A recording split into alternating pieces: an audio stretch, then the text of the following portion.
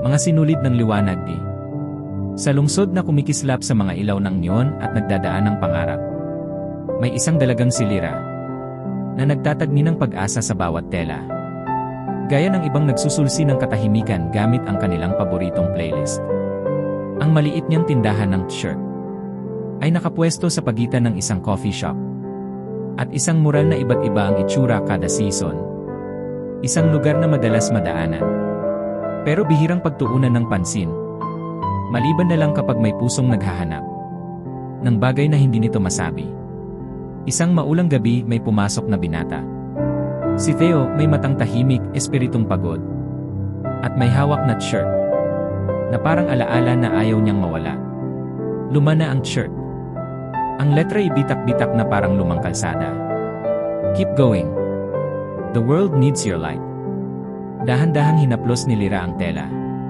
Para bang may pulso itong binabantayan. Ipinaliwanag ni Theo sa tinig na kumikibot sa pagitan ng pagkawala at pagnanais, na ang shirt ay sa kanyang kuya, mentor, bayani at gabay.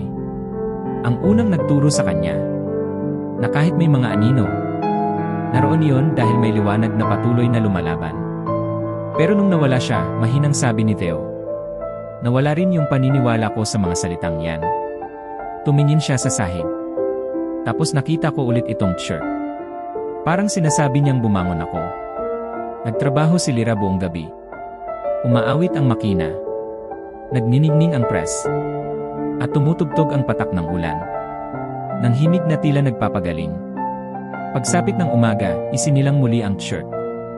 Hindi perpekto pero makapangyarihan. Muli itong tumindig.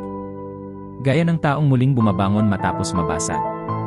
Nang isuot ito ni Theo, may nabago sa kanya.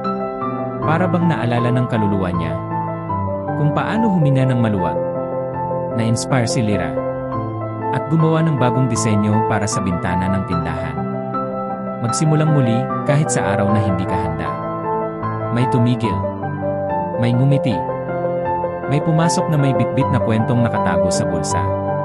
Mga kwentong puno ng sakit, pagbangon at halos pagsuko. At sa palitan ng tela, tinta at tapang. Naunawaan ni Lyra ang isang payak pero malalim na katotohanan. Hindi maingay ang pag-asa. Hindi ito kinakailangang perpekto. Ang pag-asa ay ipinapasa, palad sa palad, puso sa puso. Tulad ng t-shirt na laging bumabagay. Sa sinumang higit na nangangailangan dito. Makalipas ang ilang linggo, bumalik si Theo. Hindi na mabigat ang ngiti. At may gaan na sa kanyang tinig. Yung mga salita mo, sabi niya, ang humawak sa akin noong gusto ko nang tumigil. Tiningnan niya si Lyra. Gaya ng pagtingin ng umaga sa gabi. May pasasalamat, may pag-asa. At doon, naunawaan ni Lyra. Minsan, hindi dumarating ang pag-ibig bilang paputok. Minsan dumarating ito bilang mensahe sa isang shirt. Malambot, pamilyar. At eksaktong dumating sa tamang oras. Aral ng kwento. Ang bawat maliit na kabutihan, kahit gaano kaliit, ay maaaring maging sandigan ng ibang tao. Ang iyong mga salita, gawa, at nililikha ay maaaring maging gamot na hindi mo namamalayan. Paalala ng motibasyon. Isa kang sinulid ng liwanag sa mundo ng iba. Magpatuloy. Ibahagi mo ang galing at kabutihan mo. At kahit sa mga araw na pakiramdam mo'y wasak ka, tandaan mong palagi kang may pagkakataong magsimulang muli.